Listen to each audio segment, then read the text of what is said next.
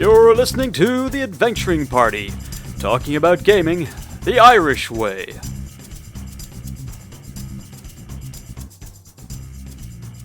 Welcome to the party. I'm Owen. I'm Savage. And I'm a curious Warlord Scarr who's heard vague rumblings that something kind of capitalist has happened recently, and it has made a lot of people ask for my bloody-handed services. I love money. I love money more than I love the things it can buy. That'd surprise you. Money. It don't care whether I'm good or not. Don't care whether I snore or not. It don't care which god I pray to. There are only three things in this world with that kind of unconditional acceptance. Dogs, donuts, and money. Only money is better. You know why? Because it don't make you fat and don't poop all over the living room floor. There's only one thing I like better. Other people's money.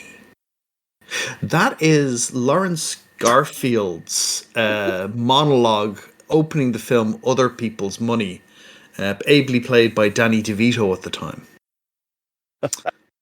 Why am I talking about money? Well, as Scar said, something capitalist has happened.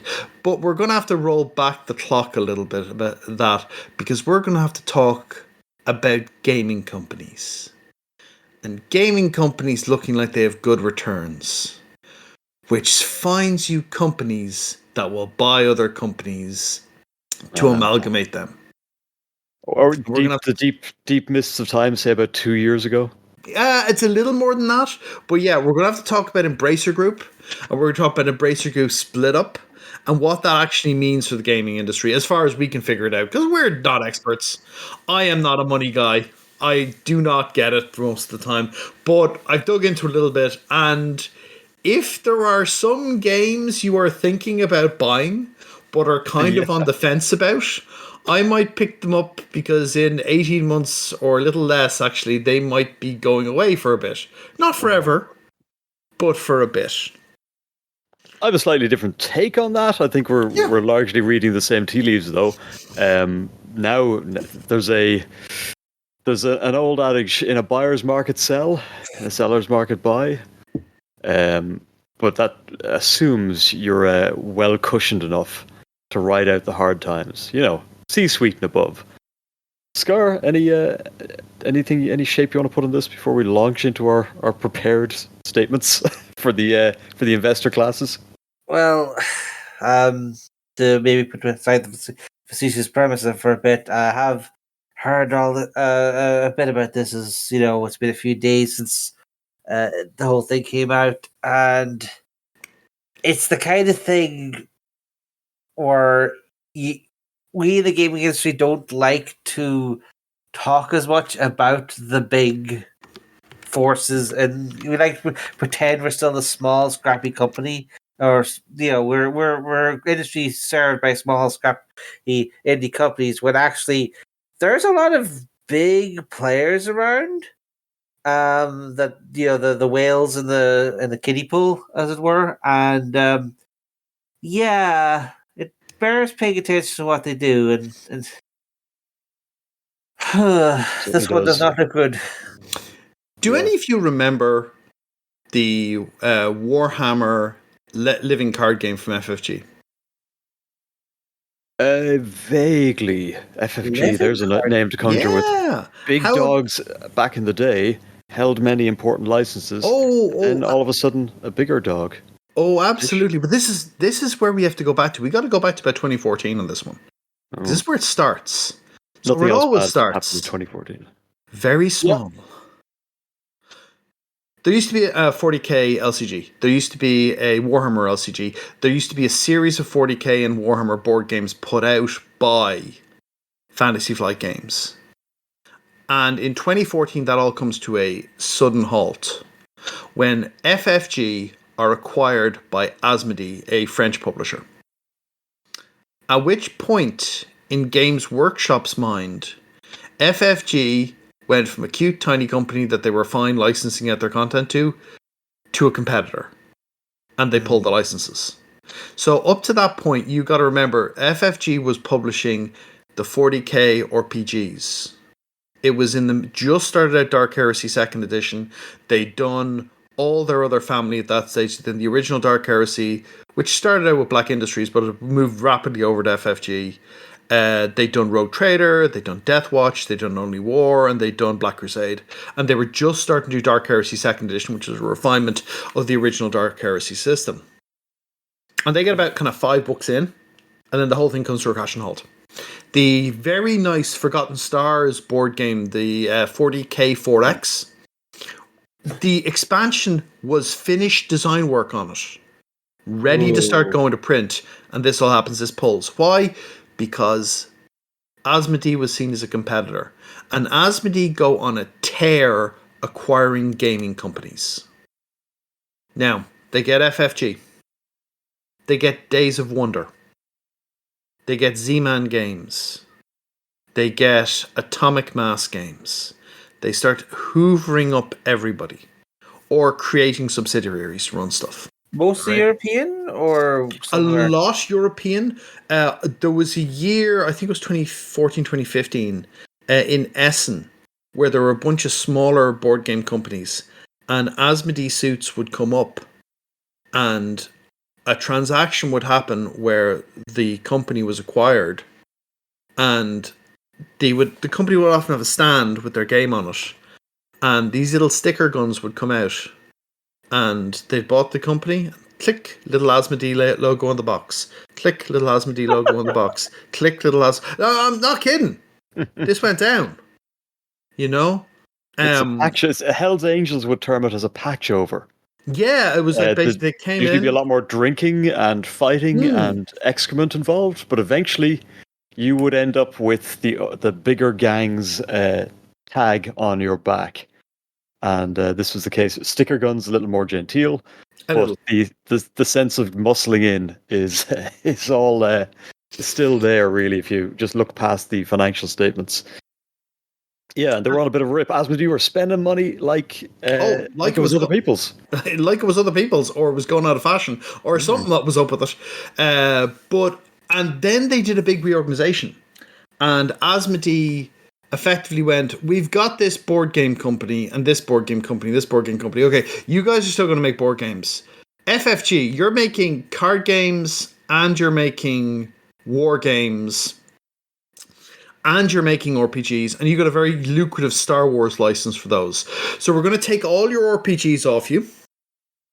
All those Star Wars RPGs are coming over here. And we'll take Alpha War as well. You're not doing anything with it, you know. And we're going to put it over here. We're going to give it to a Spanish company called Edge Entertainment. You guys are going to make all the RPGs now. And we'll see about that one. But they haven't been great at actually getting new games out for that. They did a version of Alpha War that, you know, no one ever better confront me about in public is responsible for. They'll get some slightly harsh words, unfortunately. Then they took all the war games and said, oh, we've got a war game company, Atomic Mass Games. They're like, yeah, we make Marvel Crisis Protocol and we're really happy about it. Here, make a bunch of Star Wars games. And they're like, okay, how many games is that? Armada, X-Wing, Legion, get to work. And they were like, we don't want to make any of these games. Well, you're making them now, so off you go. And Atomic Mass Games, who made Crisis Protocol, have recently made Shatterpoint, but are also still doing X-Wing and still making Legion. And which they're doing has done really well for them. Yeah, for absolutely. But and by token, then Embracer, obviously, but we'll get to that. But they didn't want to do that. That happened, right? Well, if we got to go to work every day to do what we wanted to do, oh boy, I tell you, it'd be a fun old time over here. They got handed their orders, and they had to get on with it. They were bought. If the sticker goes on your back, you're that company's property now. You better get at it. You are an asset. Asmodee, seen as the big threat to the independent gaming operations back in the day, and I think we all regarded Asmodee's shadow falling over the land of gaming as a bit of a opening scene of a new hope.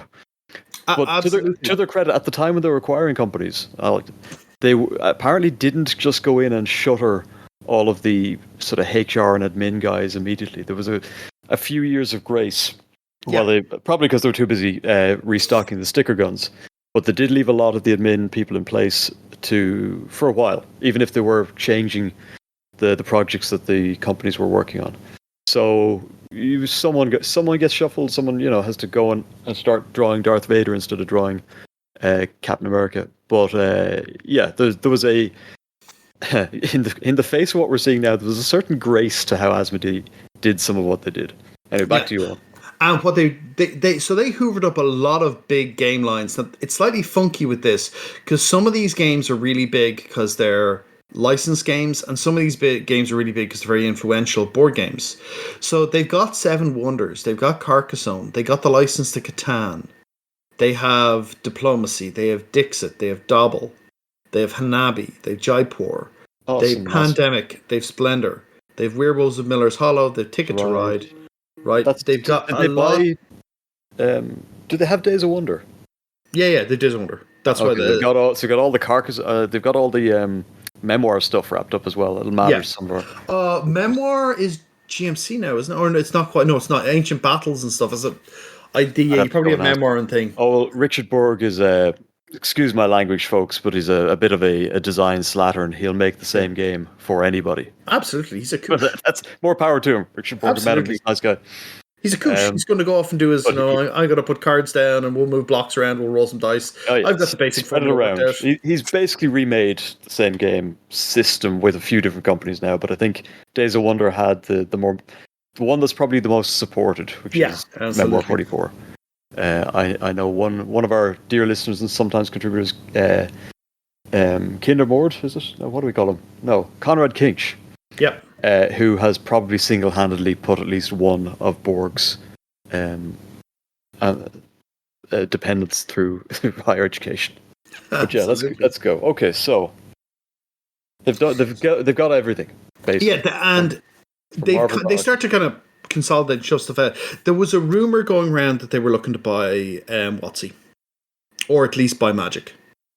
And they never did that because if you look at their portfolio, the one thing they really don't have is they didn't have a big CCG. The CCGs were elsewhere. Yeah. So, and that always looked to me as kind of a deliberate omission. I was like, where's your CCGs, boys? They don't have one. I'm like, I suppose if I was buying Magic, I wouldn't give a toss about the rest of them. But anyway, we got to fast forward a bit now because they start spinning off. They do Aconite to publish tie-in books. They I think got Dark Horse Publishing as well. Mm-hmm. No, they didn't get Embracer. No, they got them. They got them in the end, I think. So sorry, no, you're right. Embracer got them.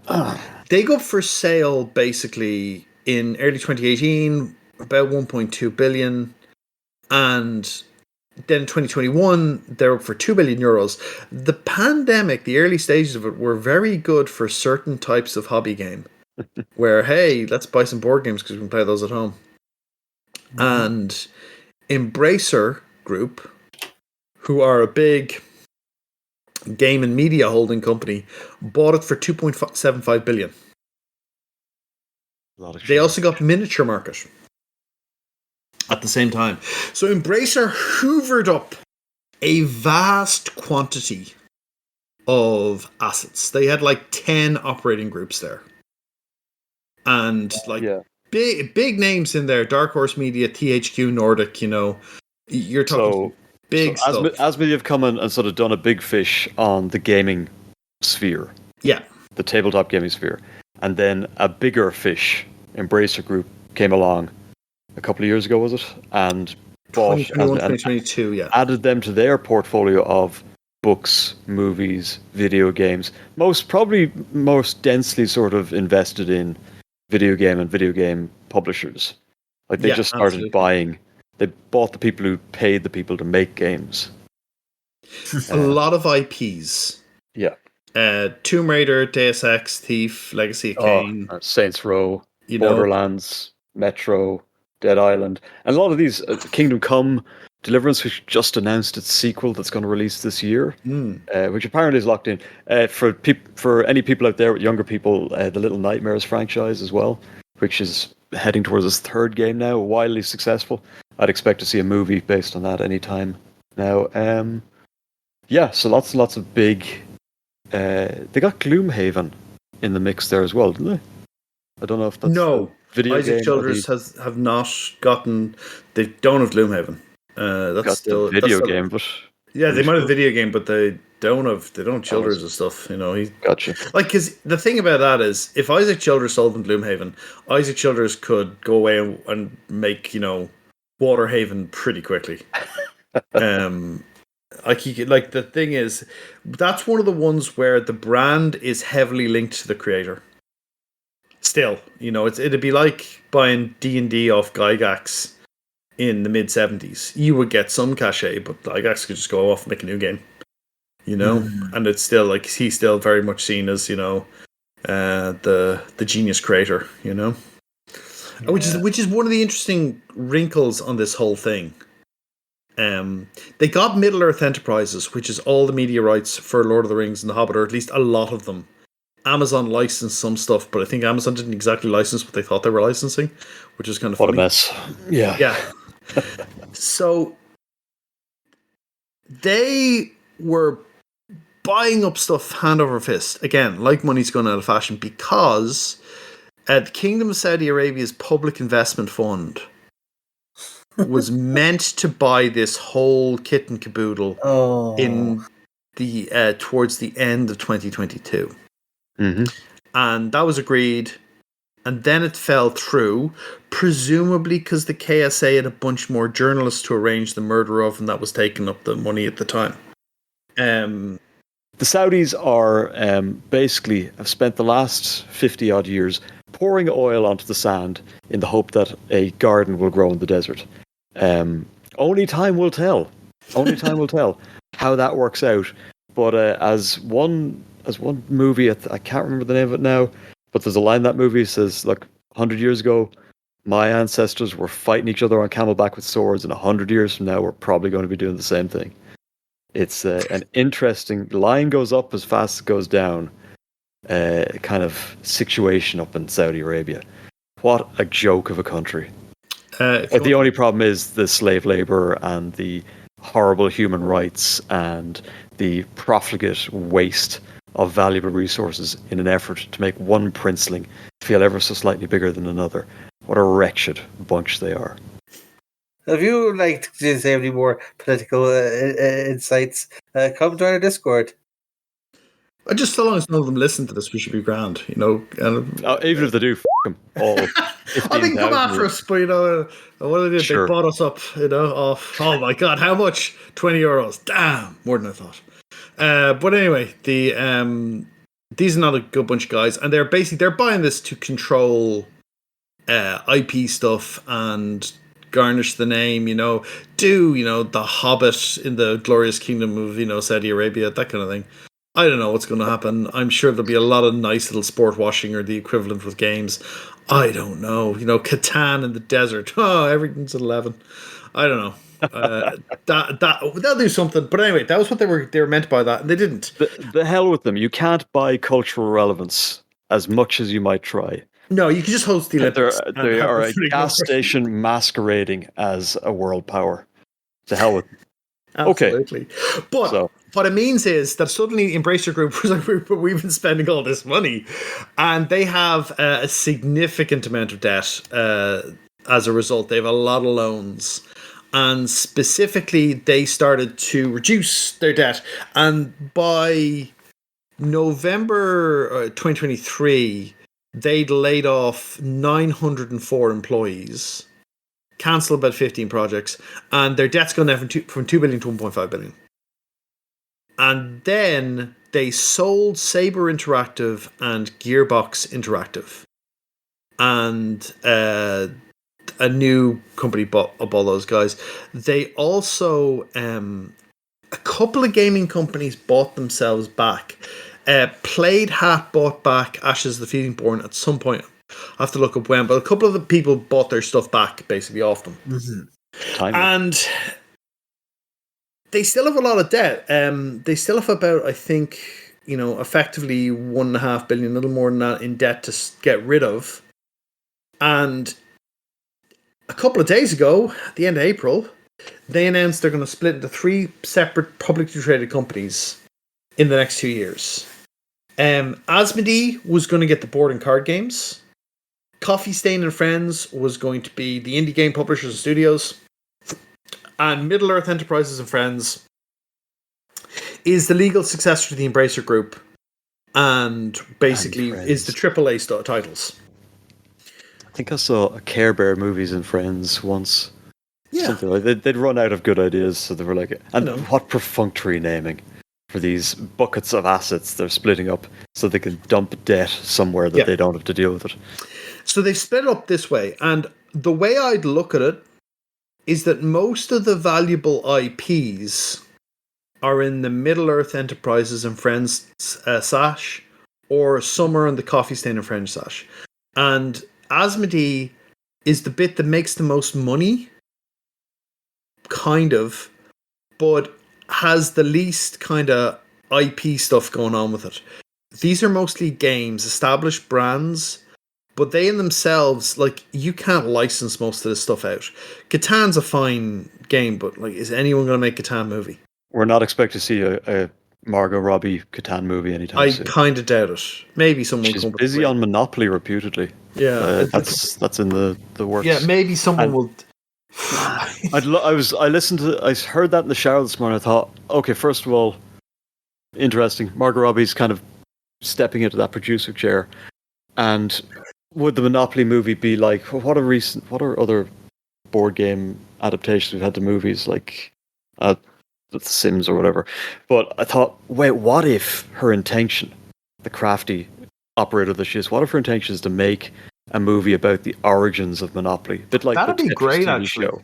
It would be wonderful because about the Quaker woman who invented this cautionary tale against capitalism. I'm going to look that up now because there's no point name checking her without giving her absolutely full due. The thing about it is as well, I mean, Margot Robbie is making a smart call there because she is Hollywood are incredibly ageist, and there will be a bit where they pretend she stops existing until she's ready to play moms. Originally developed as the Landlord game in 1903 by a lady called Lizzie Maggie, as a way to demonstrate that an economy that rewards individuals in the way that capitalism and rent seeking does is probably not great for everybody else. Would be, and I could see that kind of movie being made. And then there's the two finance bros on the beach one day who go, "Hey, we could turn this into a real moneymaker." Absolutely, it was the 80s. The 80s.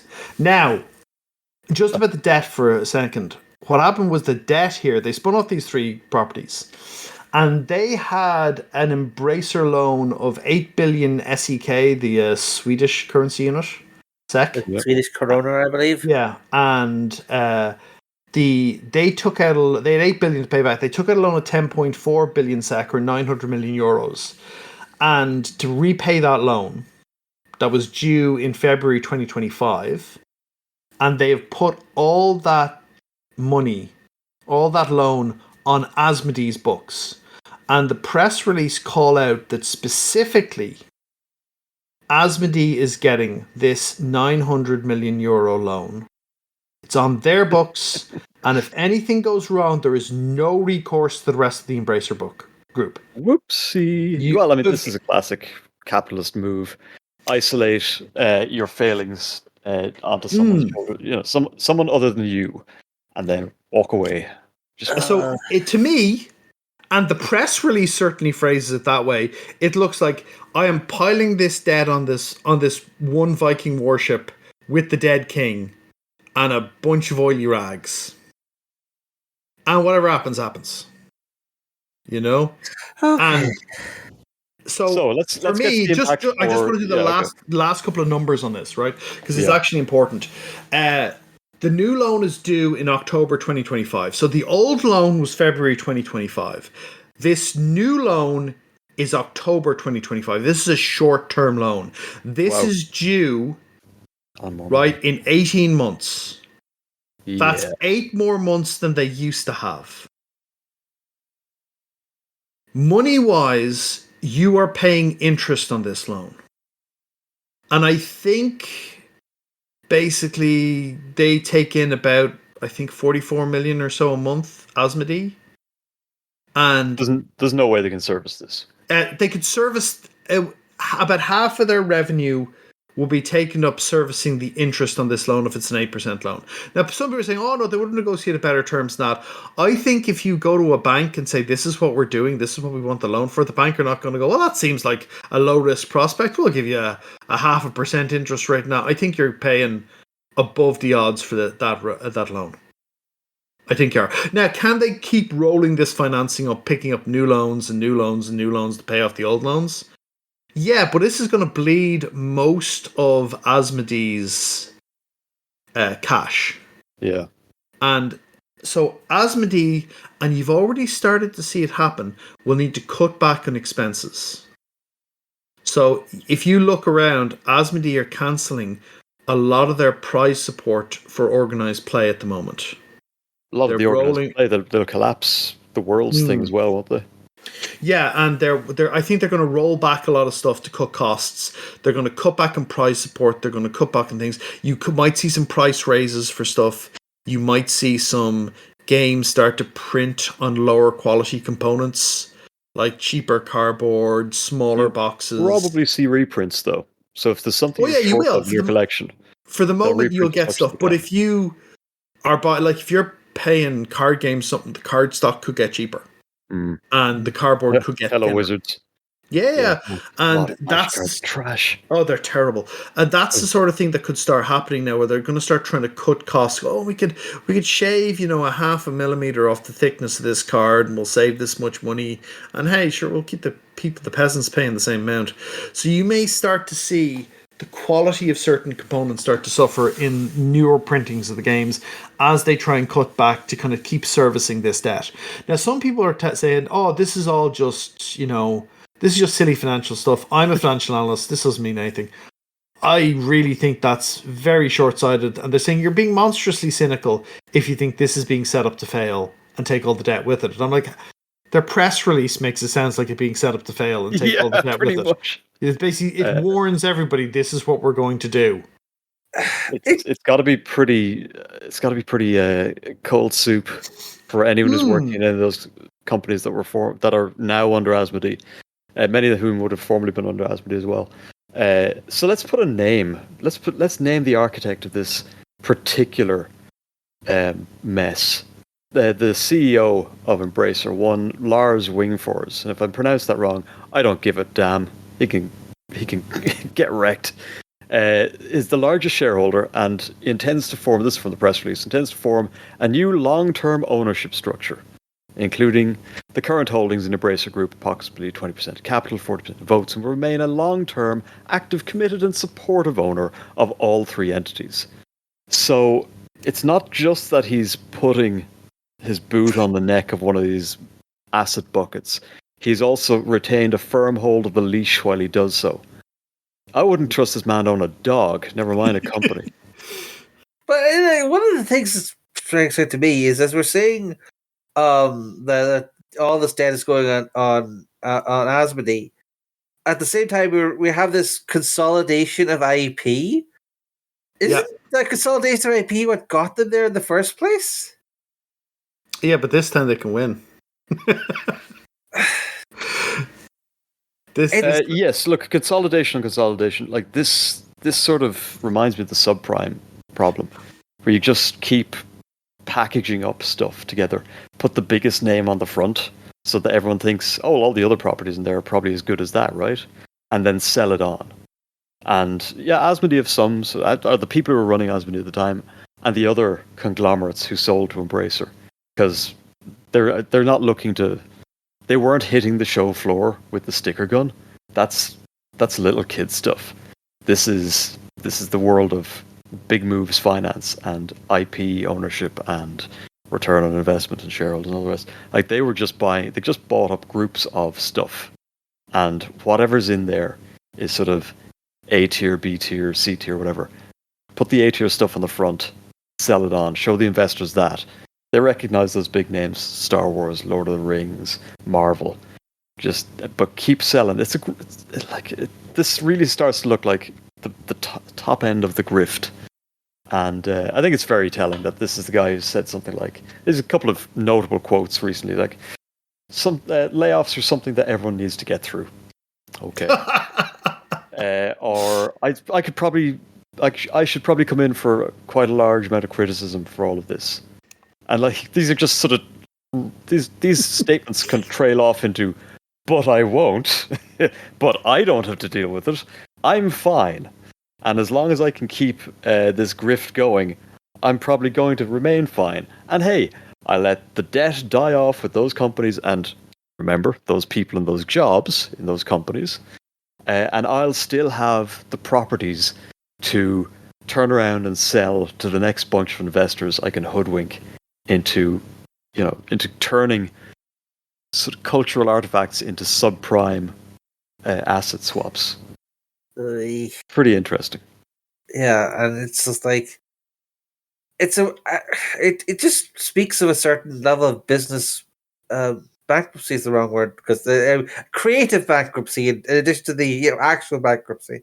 But yeah, like the idea is that it seems like they don't have any extra ideas other than do the thing we did before, except this time maybe the Saudis won't back out the last second. Look, by all accounts, it was just a games- handshake. By all accounts, it was just a handshake deal that they had with the Saudis. There was never anything that they could nail them to actually force them to go ahead and buy up all this stuff. So they went out with somebody else's credit card, purchased everything in sight, and then went oopsie when the credit card got cancelled.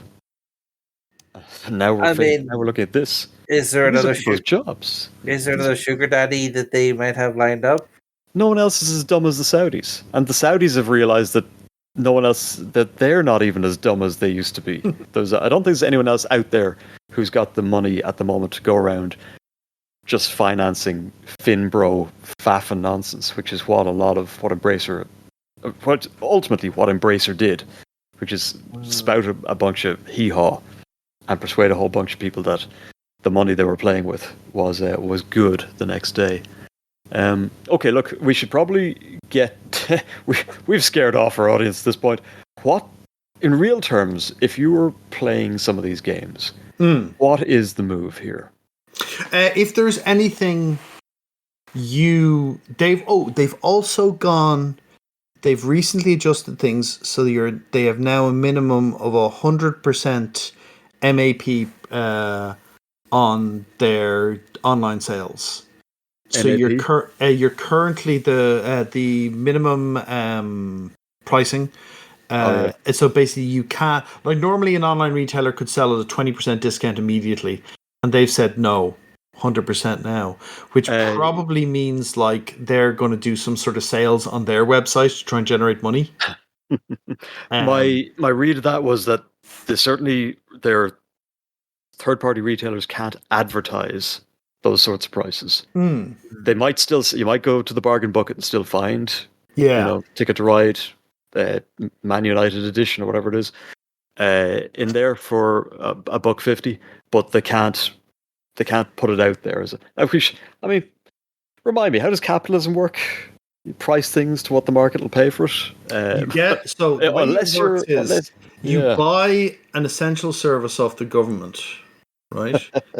Then you raise the prices and everything and degrade the services until it starts to completely fail. The public complain. You've profited in the meantime. The government buys it back off you, and then you buy it back a few years later. Okay. But in the case of simply business to business, yeah, fair. It's about transferring money from the people to corporations. And the most efficient way to do that is to get the government to do it for you, because they have a monopoly on violence. In the realm of board games, we could probably make a board game about it. Yeah, absolutely. But no, this whole idea that they can now set, or at least make demands of their retail partners as to what they can advertise their games as being available for is, it's deck shares of the Titanic stuff, really, isn't it? Yeah, personally, I'm going to pick up the Heat expansion, the racing game, the card playing racing game. It's kind of an evolution on Flamme de Rouge, I think, basically. From Days of Wonder, I'm going to pick up that one because what I think is going to happen is if things wobble and Asmodee can't service the debt and they decide to stop trying to refinance it and just go, saw this bad debt, away we go, all of these games are going to go out of print. Yeah. Now, that doesn't mean they're gone, because the thing is, worst case, someone can, if there's a market for Splendor, someone can just do a retro clone of Splendor with the same game mechanics and a different look. And no one's really going to give a toss about the Splendor IP. If Splendor has an IP, given it's just a generic Euro game. It's like there's no great depth of narrative in Splendor. That's why you have Star Wars Splendor and stuff, you know, Disney like Splendor, yeah, exactly. You can make any. You can have Cthulhu Pandemic. You can have Pandemic. No, so you can just all those ones. Someone will retro clone them. They may not have the same name, but they might. Now, will people come along and buy up Ticket to Ride? Maybe. Maybe some people make the offer for Ticket to Ride or something if it's a big enough name. Maybe they just go fallow. I actually think the Star Wars isn't get shelved by this. X-Wing the miniatures game may do, right? Yeah. But there are people who've already made similar mechanical games, right? And people may not transfer out to that, but there are people making similar games already, so you'll be able to do stuff like that. The only thing I think would be in serious risk of being permanently shuttered and never coming back would be L5R. Because L5R is one of the few IPs that are actually fully in-house owned. And Asmodee owns that. They have Arkham Horror as well. They have a couple other IPs. But like Arkham Horror it's basically Cthulhu stuff in a pulpy universe with some of its own weird stuff that the sickos care about, but nobody else really does. So, but L5R would go away, and potentially they would look at it and go, "We're not going to get a decent return on selling this, so we're going to write it off and vault it. We're going to say this is worth $5 million, and we're going to vault the IP, stick it somewhere, and it'll never see the light of day again, unless someone makes a big offer for it." Which is what, like, you saw Warner Brothers do with some of their films that they produced. Where they're just, write this off as a loss, and this is gone, and we lost this value, and that goes against the debt or whatever else like that. And they can put it basically in a permanent hole, and it will never see the light of day. That's my biggest fear coming out of this, that L5R goes into the bin of history and is never allowed to be published again. Yeah. Because I know some people would buy it if it went on sale, but they mightn't buy it for the kind of money that Asmodee would want it to be sold for. We should probably look out for a lot of Asmodee Presents Humble Bundle X over the next year. I'd say there's going to be a fair bit of that. That tends to be one of the places. So I would look at the list of subsidiaries they have, see if there's anything in there you like for example, Aconite do licensed books. If Aconite shutters, those books are going away and they may never come back. You know? You're seeing that sort of thing where IPs get shuttered and then no one's interested in buying them, so they write them off instead, and that's the end of that. You know. Yep. So if don't buy into any unfinished series.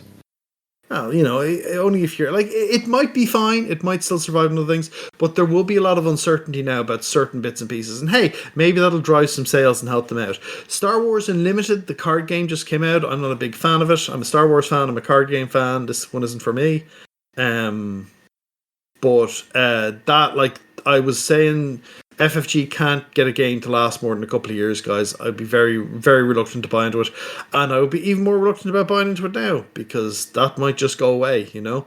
And when a license like that goes away, Disney just take back the Star Wars license and they can sell it to somebody else. But that person is probably going to want to do their own version of the game. They're not going to be emotionally invested in this version of a don't CCG. Expect compatibility. Yeah, exactly.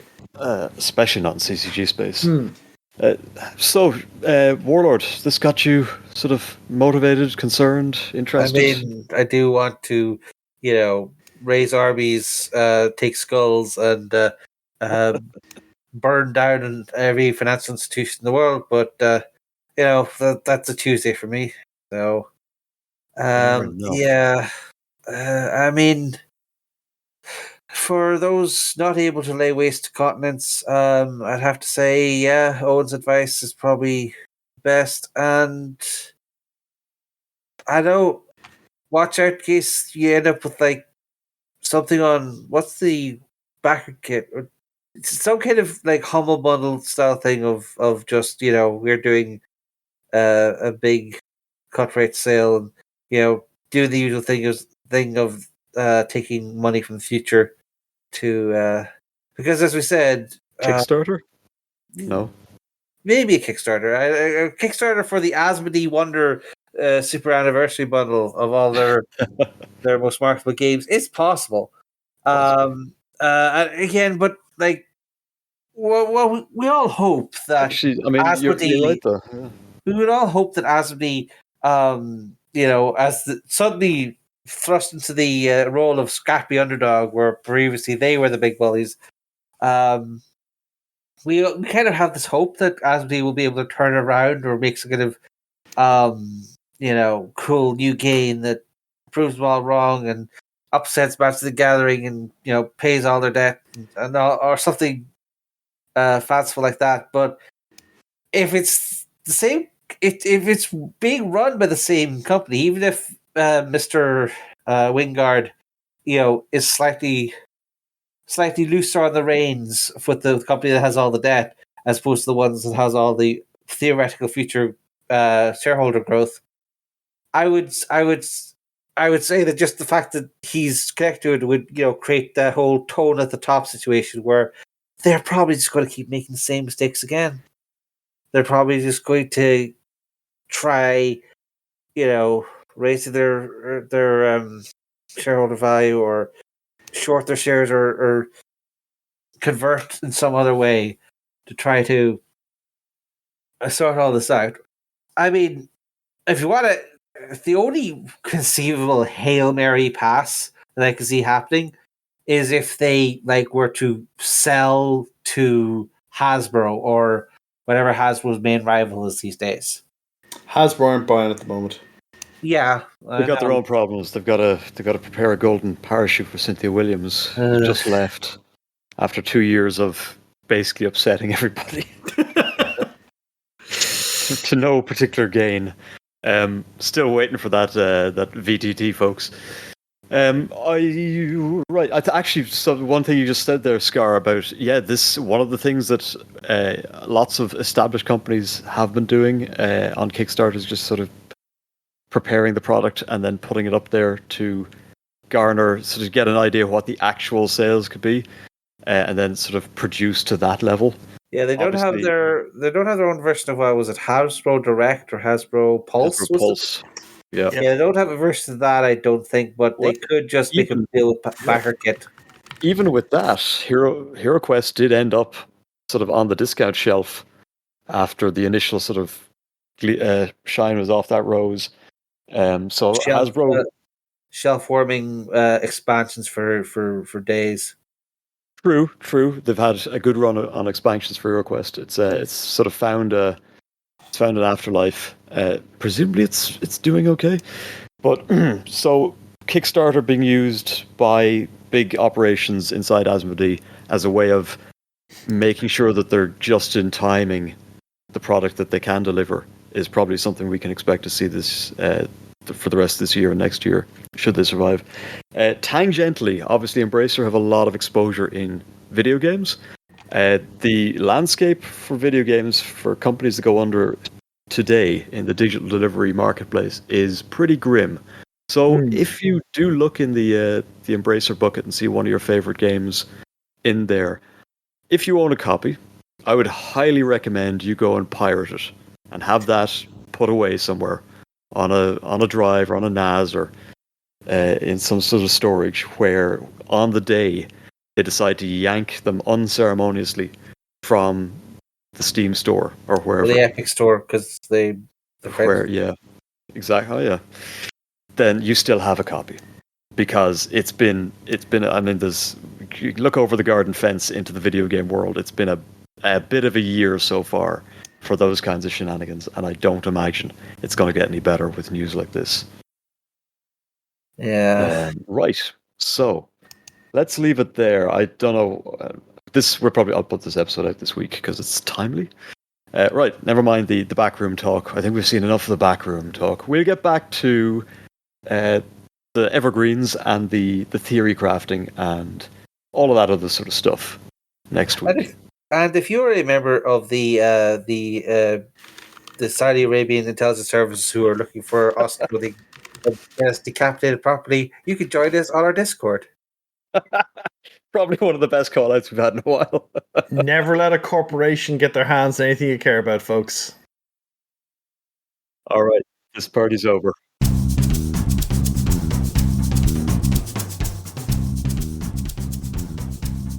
Thank you for listening to The Adventuring Party. Join us on our Discord server, where we keep the party going after hours. Otherwise, you can find us on Facebook, YouTube, Spotify, or Twitter, or you can email the hosts at party@theadventuringparty.net. The Adventuring Party is released under a Creative Commons Attribution Non-Commercial Share-alike version 3 license. But you probably knew that already. We hope you enjoyed the episode, and look forward to seeing you back here next week. Goodbye.